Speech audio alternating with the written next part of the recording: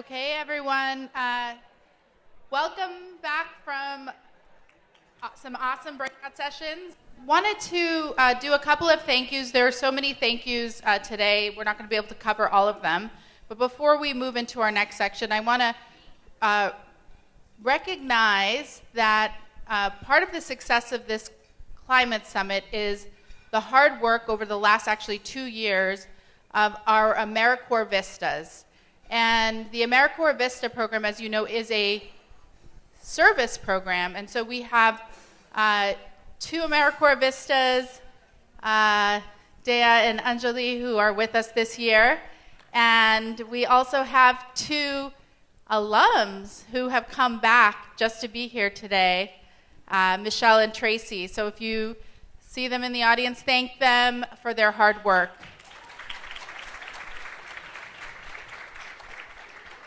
Also, today would not be possible without in-kind support from many players. Behind the scenes, in a blue shirt, behind the curtain over there is Matt Bigger of Connected to Place, who has been working with Thrive and also volunteering time with Thrive to help bring this together. So let's thank Matt for all of the work. We've gotten incredible support from Penn Media. Bridget, do you want to wave? Thank you so much to Penn Media. And also the staff at the South San Francisco Conference Center. We are so grateful for all of your support. It's been a wonderful day here, so thank you. We want to, again, pause to thank our sponsors one more time. And we came up with some clever names for our sponsors. So we've got our ecosystem level sponsors. I want to recognize them at the kind of our lead sponsors. Silicon Valley Community Foundation, the Grove Foundation, and PG&E again. Thank you to them. I want to recognize our community sponsors as well. Peninsula Clean Energy, Sandhill Foundation, the City of South San Francisco, Genentech, Stanford Haas Center for Public Service, Stanford Dorr School of Sustainability, and the so many that are here actually in the audience today, so thank them if you see them, and let's thank them again.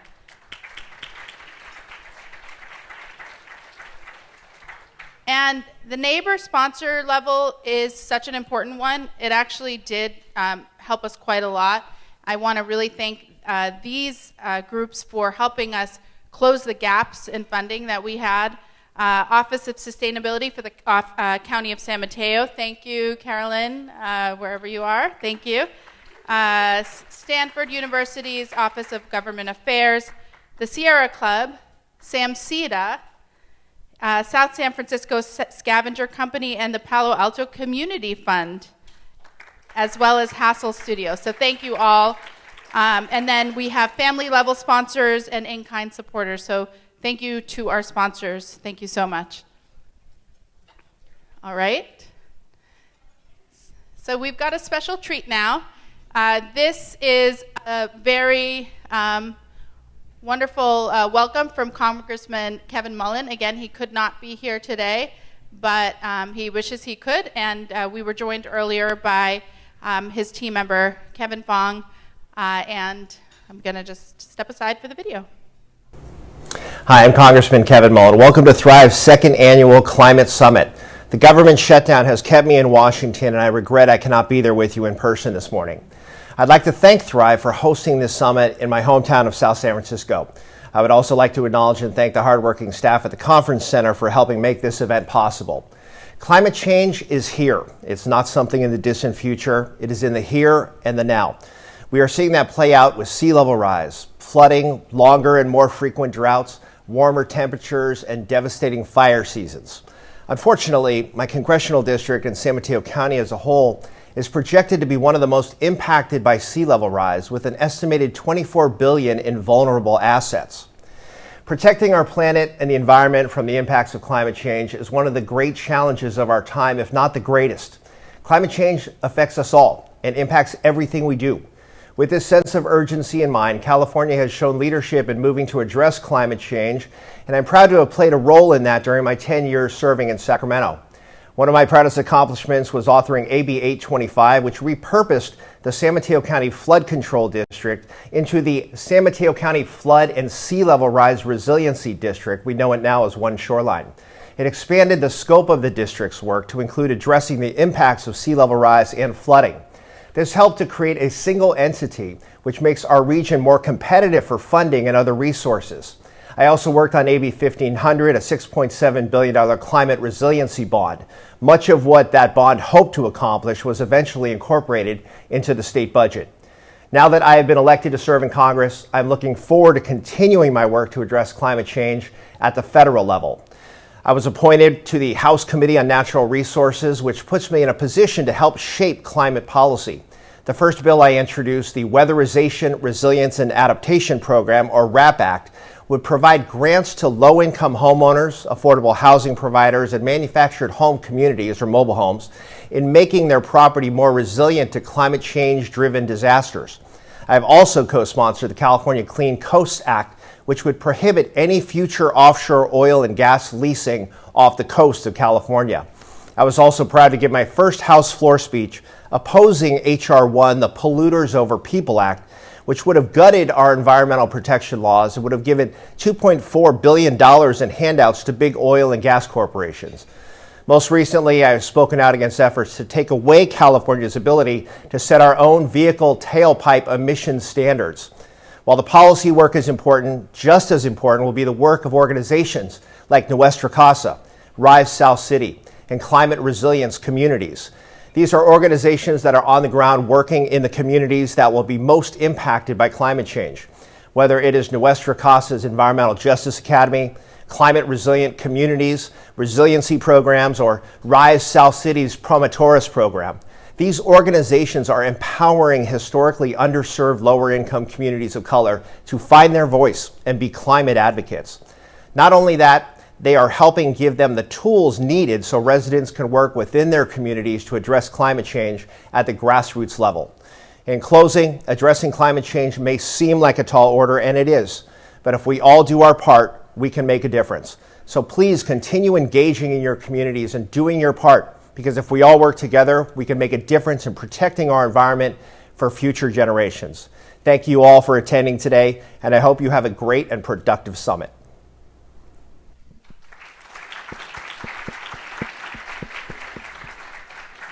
Congressman Mullin was thrilled that we were going to be having the climate summit here in his hometown, and just wanted to note that that was very intentional on the part of the climate summit planning committee, because we know that oftentimes a lot of things are located in the central part of the county. We really wanted to bring it here to South San Francisco to shine a light on the communities here as well. We now are going to turn over to a wonderful introduction by our partners actually at the Dorr School of Sustainability at Stanford. Dorr just launched last year, and we were so grateful last year for our first climate summit to partner very closely with Stanford University, and part of that partnership was partnering with the Haas School for Public Service and with the Dorr School of Sustainability. And today we are really grateful to have Anjana Richards here from Dorr. Anjana is the Assistant Dean for Education and Integration Strategy for the Dorr School of Sustainability, where she's responsible for strategic planning, organizational design, and program management for new curriculum, educational programs, community-engaged learning and research, as well as supporting new efforts in partner-engaged research, environmental justice, and sustainable societies. She's got a lot more in her bio. I will say, if you haven't had a chance to talk to her, you should, because I think one of the exciting things is that the Dorr School is still early in its planning efforts, and I think we have an opportunity to inform and maybe even influence some of the work that they're going to be doing, at least on a local level. So with that, I'd love to bring Anjana Richards up to provide the next remarks.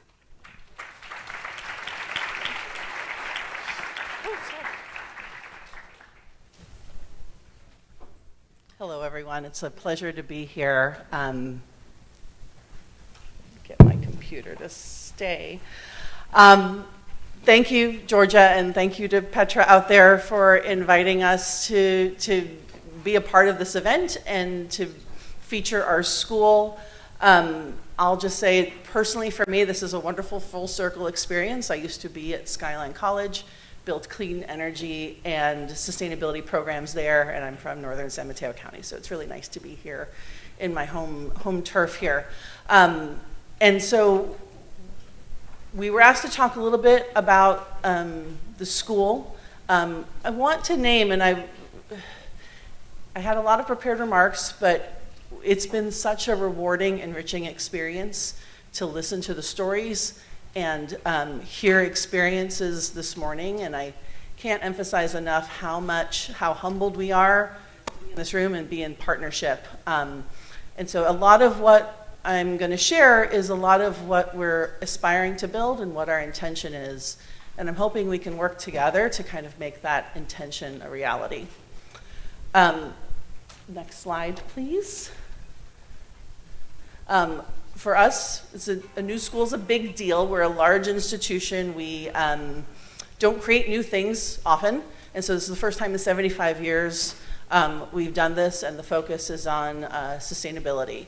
We have a long track record of interdisciplinary collaboration, interdisciplinary education, mostly in clean energy, mostly in environment. And where we're trying to go is really boost and build capacity around the human dimensions of sustainability. So we're building a new department in environmental social sciences. We're building a new institute for sustainable societies, and we're very excited that we are going to be building a new center for environmental justice. So we have a lot of interest, capacity, and we're hoping to build that much more. Next slide, please. Oh, we can move on again. We are starting out with a set of values that brings together kind of a lot of different perspectives and dimensions of our scholarship in the school. And it's really a big, key, important part of what we are trying to do is work both locally and globally. Place-based initiatives both locally and globally. And we have a lot of work to do to kind of build up that infrastructure around how do we think about being respectful and responsive in multiple cultural contexts. And so we have a big commitment to do that. Next slide. And we're building off of a ton of amazing work. Many people have heard different efforts across the morning. One I would love to feature is the PCJ in the Bay, which is driven by our Haas Center for Public Service. Of the 9 partner organizations, 3 are the organizing bodies here today with CRC, Rise South City, and Nuestra Casa. And Natalie's here from our communities, our Bay. We're looking to build out many more research practice collaborations that can be done in again, meaningful ways. Next slide. And the way we're going about that is Khalid Osman earlier this morning talked about institutional capacity. And that's where really at the forefront in the beginning stages of that. And what does that look like? And how do we kind of learn from the work that these amazing faculty are doing already, learn from the partner organizations they're working with, and then how do we think about building in, moving towards actionable outcomes in our research and our education as we move forward. We are going to be grappling with tough questions, and a lot of that we discussed in the breakout session this morning, which is how do we weave partner engagement into the core of research that we do? How do we learn, and how do we equip and incentivize our scholars to do this work in a meaningful way? So we have a lot of work to do. We're moving forward in partnership with lots of entities within Stanford. Many people are here from our Office of Community Engagement, from our, like I said, our Haas Center for Public Service. And we're entering this thinking about, these are Haas's guiding principles for engagement, and these will be guiding us in the work we do moving forward. So I also want to recognize my colleagues, Brandon and Alex, who you may have worked with in the past, and please reach out to any of us to talk about collaboration. Thank you.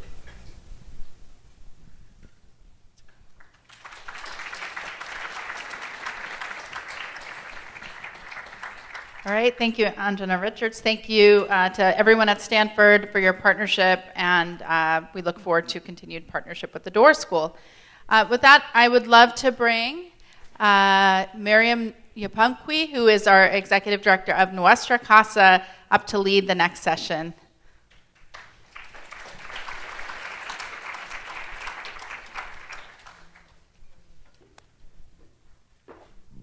Thank you, Georgia. The next panel discussion is on community-led planning. Local organizations from the Climate Summit Committee will discuss how they translate qualitative and quantitative data into climate adaptation projects that are responsive to community needs. I would now like to welcome representatives from these organizations and our facilitator to the stage.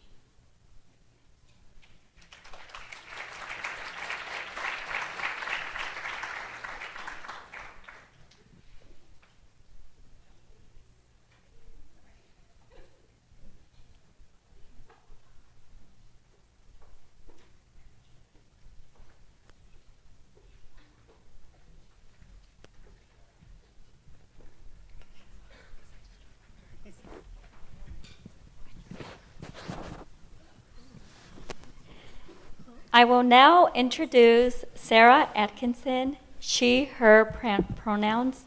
Sarah is our facilitator for this discussion. Sarah Atkinson is the Earthquake Resilience Policy Manager at SPUR, a nonprofit urban policy and research organization based in San Francisco. She leads SPUR's work on advocacy for disaster preparedness, mitigation, and recovery. She also works on climate resilience, particularly sea level rise, as part of SPUR's sustainability and resilience team. Sarah also works with Nuestra Casa on our water justice work. Sarah, welcome to this panel, and I will hand it over to you.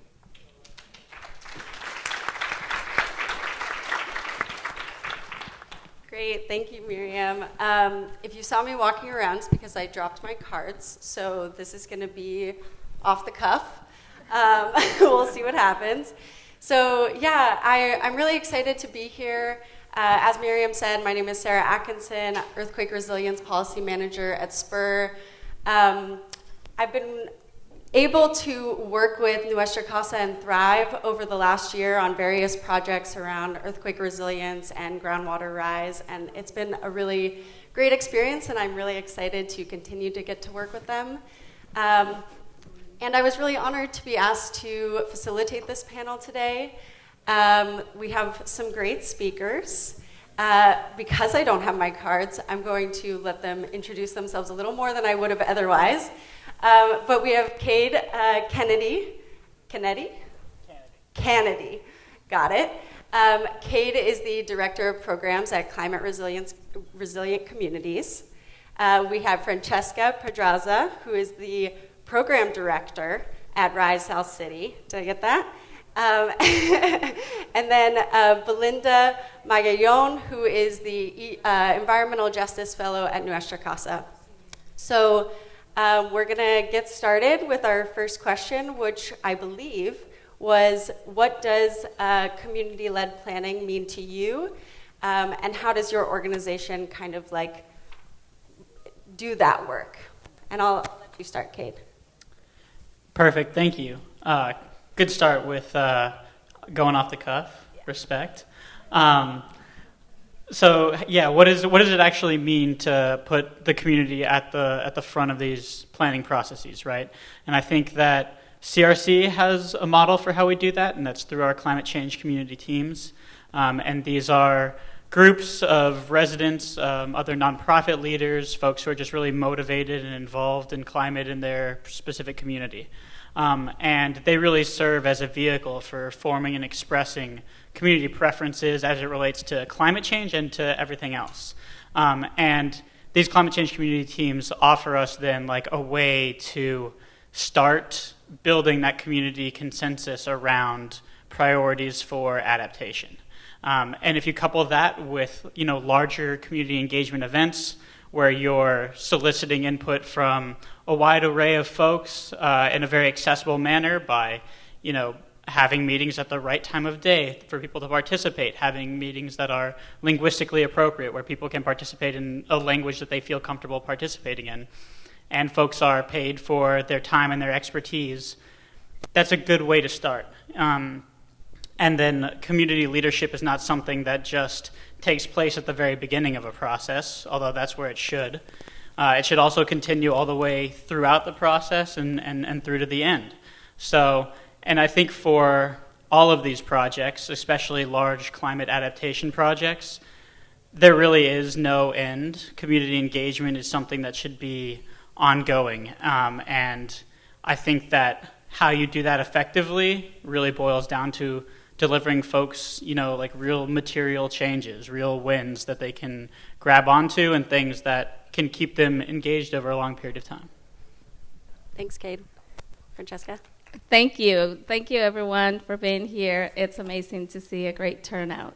And for us at Rise South City, community-led planning means allowing the community and actually encouraging the community to be the ones directing the planning, to engage them from the beginning, and to actually, sit down and do everything with them, along with organizations or universities or whoever we are conducting the planning with.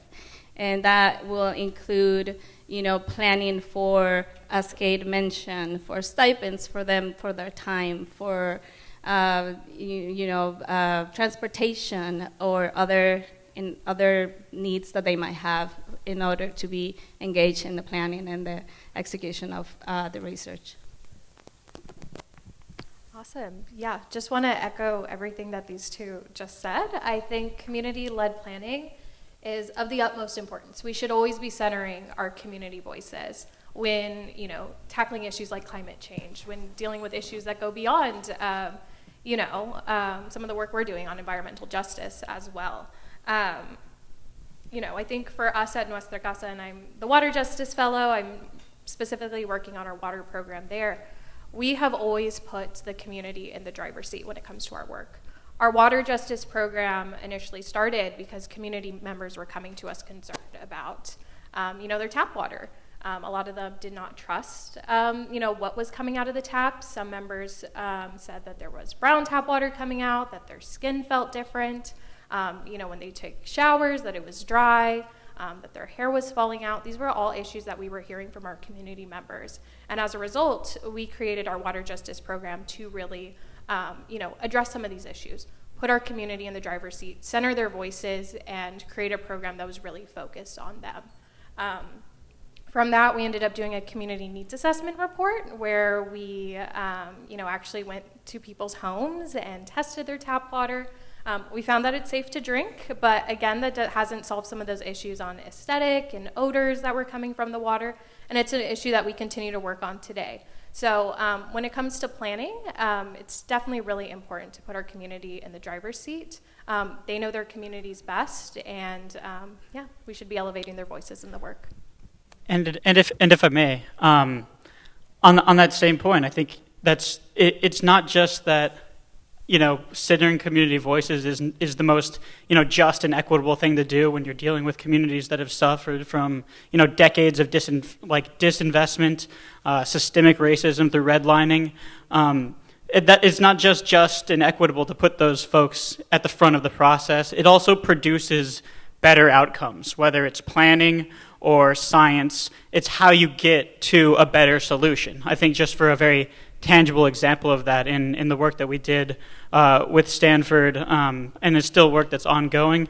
They wanted to, conduct a survey in the community, and so we brought residents together to talk about what should be in that survey. And one of the questions was about household income, and immediately a community member raised their hand and said, "What does household mean?" Because Here in East Palo Alto, we have 2, sometimes 3 families living in the same house. What does it mean to have a household income in that context? So if you had asked that question, phrased that way, you would have gotten bad data. You would have gotten incorrect information about the community that would have fueled incorrect assumptions and incorrect policy decisions. So it's not just that this is the most just and the only thing that we can actually do to center folks, but it's what actually produces the best outcomes.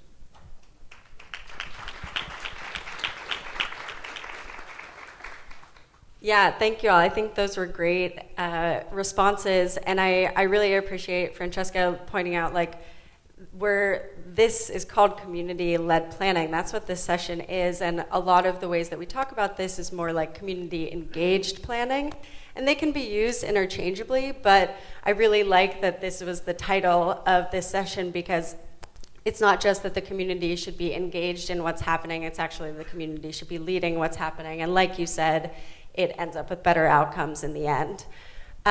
So before I move to the next question, I wanted to let everyone know that you have a bit of homework before the end of this session, and over the next 3 months, our homework for you is, as you leave this whole event, and especially this panel, what are you going to do in your work at your organization around community-led planning? How are you going to implement maybe some of the things that our speakers here today talk about? And we are actually going to leave 15 minutes at the end of this session for you to talk amongst your table to kind of learn about what the people on your table heard and what kind of things they might want to bring forward with them into their work. So just keep that in your mind as you're listening. Okay, so our next question, similar question, but talking about partnerships and external partnerships. So how do you make sure that the partners that you have on these projects, whether it's an academic institution or it's the city, some sort of government entity, how do you make sure that they are centering community voice and centering the needs of the communities that you serve? And Francesca, why don't you start? Yes, thank you, Sarah. So as I mentioned before, I think one of the most important things is to have those, the community be at the forefront of that planning. So when we are, I can sort of speak for an example.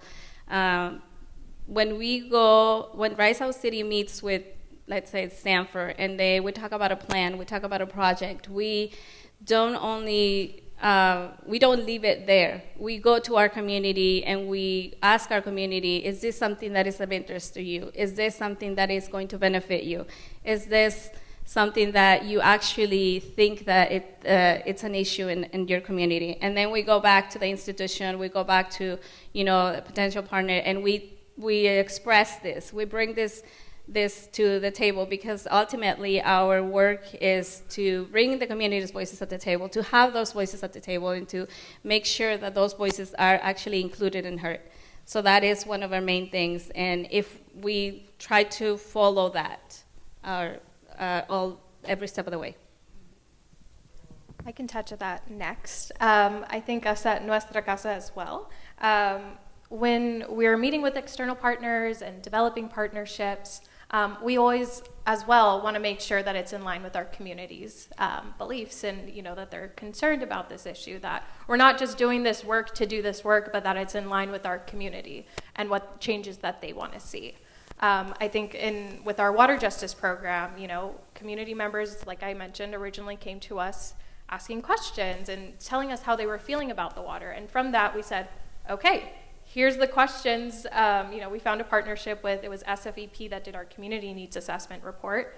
We said, these are the questions that our community members have. They want to know if it's safe to drink. I wrote these all down. Why is it discolored? Why does my water smell weird? Why do I have 3 different water companies in East Palo Alto? We took all these questions, directly to our partners, and then developed research to, provide these answers for our community.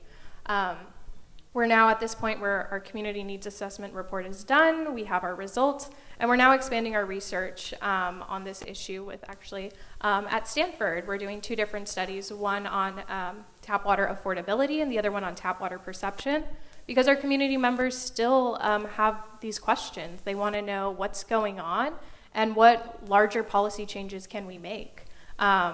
We need to invest in more research and actually know what's driving the problem. Is it the infrastructure? How can we address this issue of 3 different water companies in East Palo Alto? What does consolidation look like? Again, just, it's really important to make sure that, while we're doing all this research, that it's in line with what our community believes in. And also, kind of going back on this, the question of the relationship with external partners, that our external partners are showing up for our community.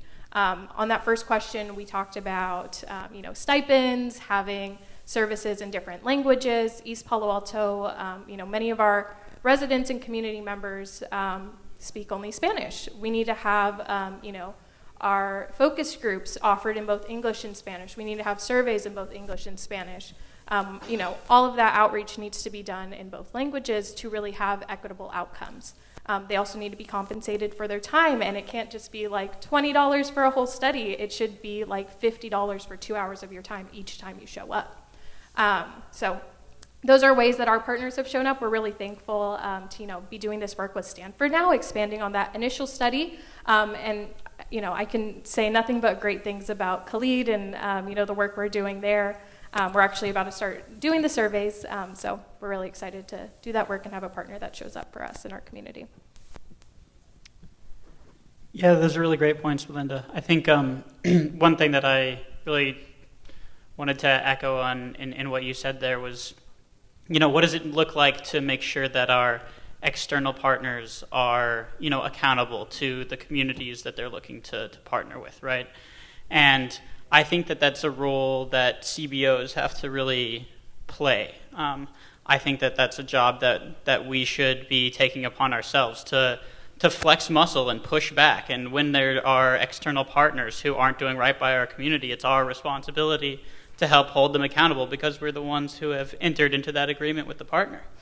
And so, I think that there's a lot of all those great things that you mentioned in terms of making sure that these meetings with partners and stuff are accessible to the community, having it in the right language. All of that is like very basic stuff, like that should be par for the course. It's crazy that we still have to insist that meetings be held in Spanish. It really is. And I think that like as CBOs, we need to continue, flexing our muscles and showing that we are going to hold our partners accountable to the communities, and that's what the communities want from us, and that's how we maintain our standing in the community. Because if we let other external partners push people around or take advantage of our communities, that's going to undermine residents' trust in us. So I think that we have to be forceful in these conversations and not be afraid to push back on partners when they aren't agreeing to things that are very basic. And then once we have those strong relationships with our partners, like we do in a lot of instances, continuing to push them to go farther, right? I think that when residents are brought into a conversation or a planning process, they're being consulted for a reason. It's because without their consultation, the project could not move forward, right? And that step in the process is as important as any other step. So any consultant who is being paid $200 an hour on the project is just as important as a resident who is there to provide their input. The project could not proceed without either of those perspectives, and that expertise should be compensated adequately for each person. And so that's something that I think we're all going to be continuing to push on. And again, that's what I mean by like flexing our muscles as community organizations. We have to stand up. And we have strong partners who will go with us and are ready to go with us into those fights. So, yeah.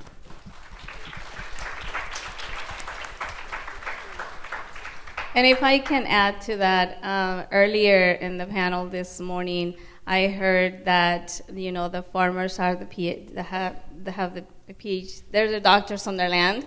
And I would say, and I think you all have heard this before, The community are the experts on the community. So why are we not validating their time? Why are we not validating their word? Why are we not validating and actually really taking that into account? So that is why, we are here today, because we want that to be a more united work among all of us, different entities, communities, and the community-based organizations, and academia, and everyone in this room. I was going to add one more thing on that, too.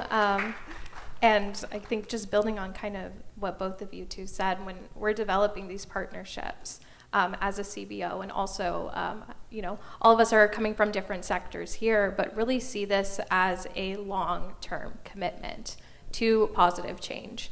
We see people that come, want to do a project and fulfill it in a certain timeline. No, you should be really trying to develop these partnerships and develop these relationships with community-based orgs to have this change, and not just dropping it off after, one project's done. What can you do next to support them in their work? Who else can you loop in to really create a broader impact in that community across the Bay Area and the state, across the nation, internationally? Really see when you are coming to these partnerships as a long-term commitment, and work to build trust with that community as well.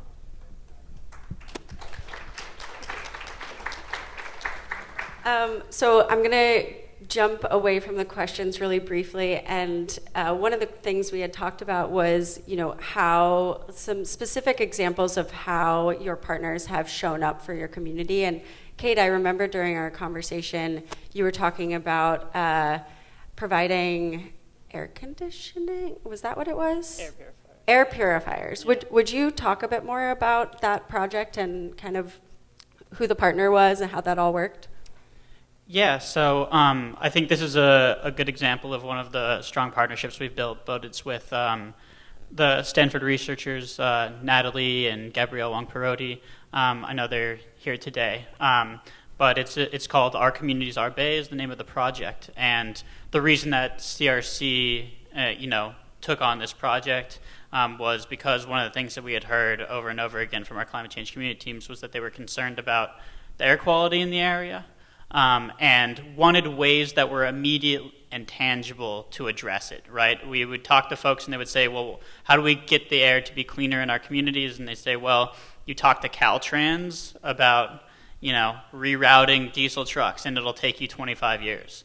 And that's not an acceptable solution, I think. And so we saw this opportunity with Stanford where they were interested in understanding what frontline communities in East Palo Alto, Bellhaven, North Fair Oaks were being exposed to in terms of their air quality, but not just stopping there and conducting the research, but actually going a step further and seeing what are the actionable steps that folks can do to protect themselves. So as a part of that study, we've distributed about 315 indoor air quality monitors to folks, distributed another 160 air purifiers so folks can immediately start to address that concern that they have in their homes on an immediate timeline.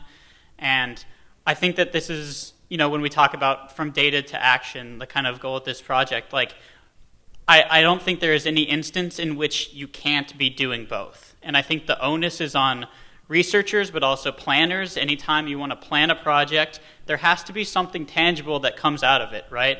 Because for communities that have been living, with chronic pollution for 40 years, with histories of industrial contamination as a result of racialized zoning practices, these concerns and health consequences are immediate. They're happening now. It's not something that's 10 years away. It's something that's affecting people's lives right now. And it is not sufficient to merely do more planning when you could leverage those resources to also address the concerns immediately. And I think that's something that I want, all of our government officials to hear here, but also folks in academia. It is not enough to conduct more research. You can talk to folks here from East Palo Alto who are here today, and they'll tell you that we've been part of a million different planning processes. When are things going to change? When are things going to be addressed?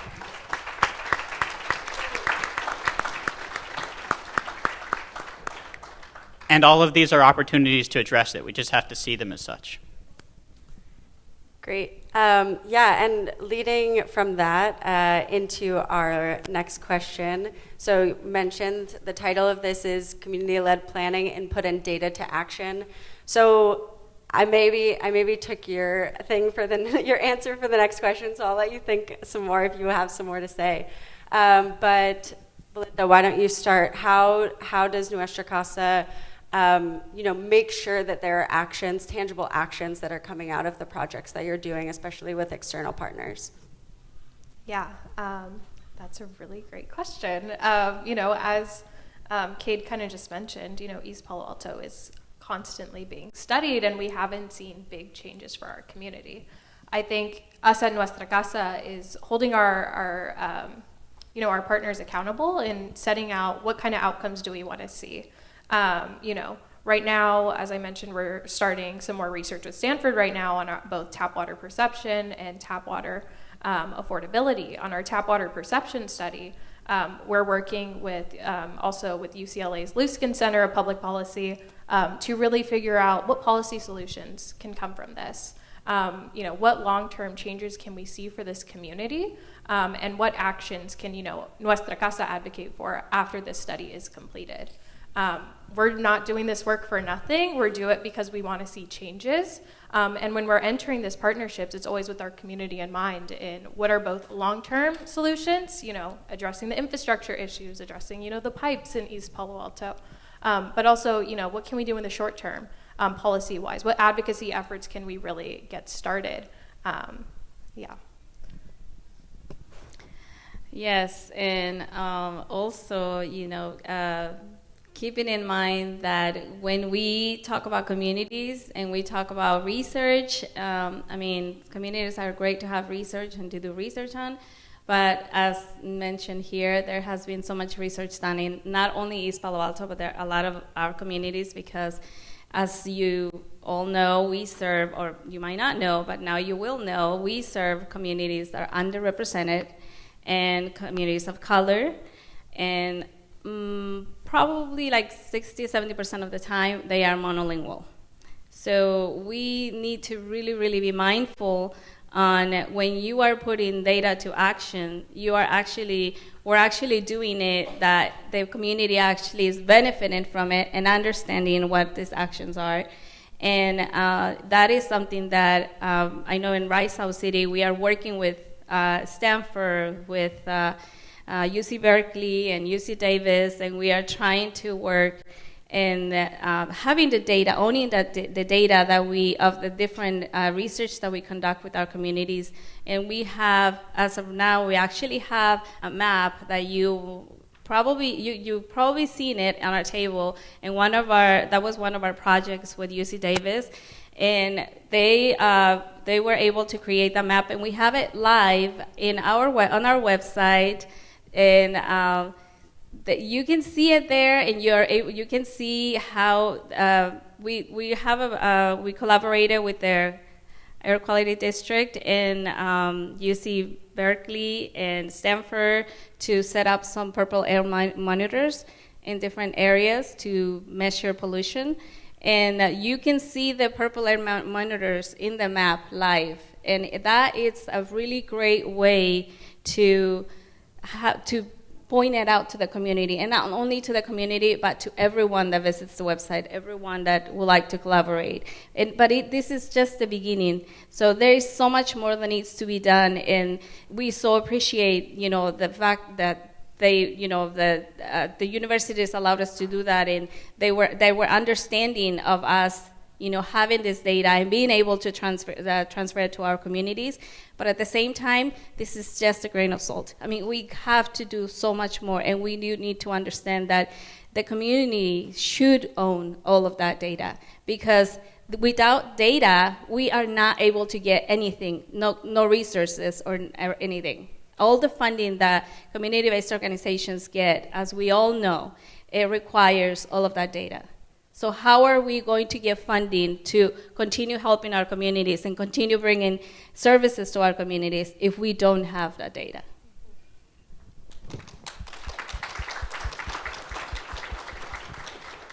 Thank you, Francesca and Belinda. Kate, do you have a response to this question? Yeah, I would say that when it comes from going from data to action, that if you are really committed to having community voices present throughout the process, they won't let you get away with inaction for long. I don't know if Vicky is here from the Bellhaven team, but if she is, I just so admire Vicky because there's not a month that goes by where she's not like, when are we doing something real? When are we getting something into our community? And so with her, behind me the entire time, lighting the fuel under the whole team, pushing everyone, keeping everyone accountable. We just did a big air purifier fundraiser where we raised money to buy and distribute about another 100 air purifiers throughout the community.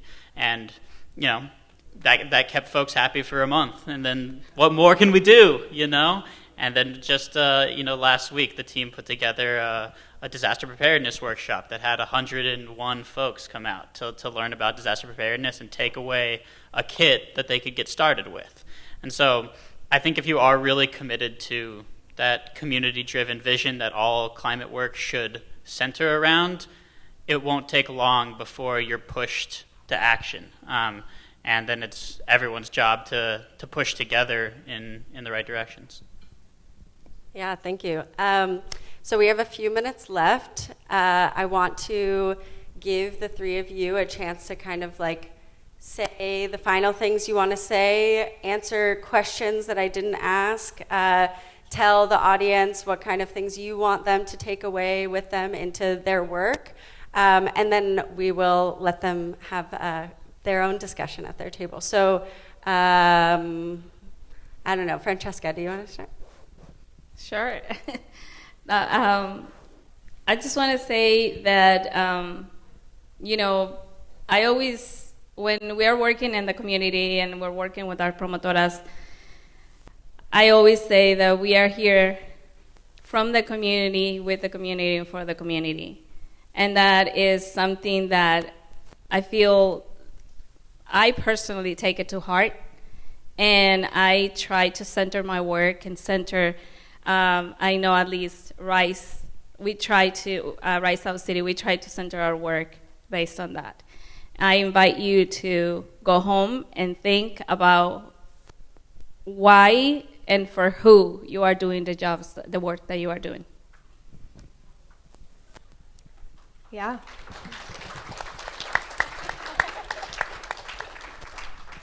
I want to echo exactly what Francesca just said. I would really, I think for us at Nuestra Casa, and from a CBO perspective, it's really important to have communities in the driver's seat when addressing these larger issues. So I would say really kind of reflect on to yourself. How are you in your work today putting community in the driver's seat? And what more can you do to build relationships with your CBOs, build that trust in communities, and produce these great larger changes that we want to see. So yeah, just reflecting more on how you're centering community in your work.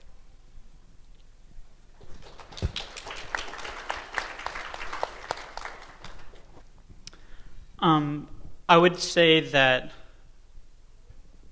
today is an opportunity for us all to realize, our own power and our collective power. I look out and there's, 300 people here today who are all together, unified around a vision of climate justice for folks in San Mateo County. And it's not lost on me that, this is one of the richest counties in the richest state, in the richest country in the whole world. There is no reason that any farm worker, for example, should be underpaid or living in substandard housing. There's no reason that any home in East Palo Alto should be going without heat, right? This is an opportunity today to align all of ourselves around that mission and realize the power that we have here.